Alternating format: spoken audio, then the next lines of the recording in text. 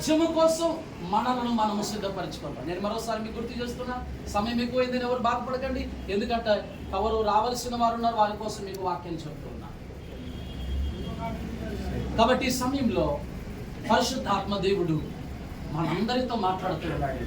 అదేమిటో తెలిసిన, నేను ప్రతి ఒక్కరి కోసం రక్తాన్ని దారిపోసాను. ఆ రక్తంలో మీరు కడగబడాలి, మనమంతా కడగబడాలి. ఒక పరిశుద్ధమైన సంఘముగా అపోస్తలుల కార్యం 20వ అధ్యాయం 28వ వచన భాగంలో మాట్లాడుతూ ఉన్నాడు.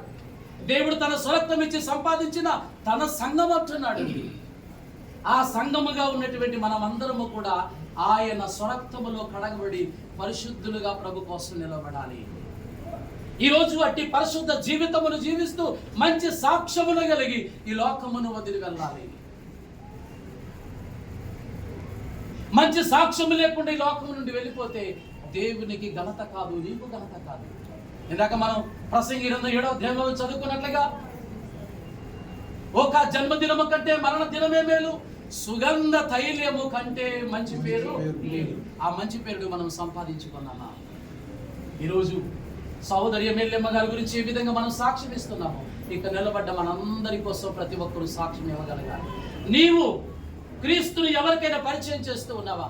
ఎంతో మంది చనిపోయిన వారు ఉన్నారు, ఎంతో మంది పాపముల చేత అంధకారముల చేత నశించిపోయిన వారు ఉన్నారు. అట్టి వారి కోసం ఈరోజు మనం చింతిద్దాం, వారి కోసం దుఃఖపడదాం. ప్రభు యొక్క రాజ్యం కోసం మనల్ని మనం సిద్ధపరచుకుందాం. రండి, ఒక చిన్న ప్రార్థన చేసుకుందాం. తల వంచండి.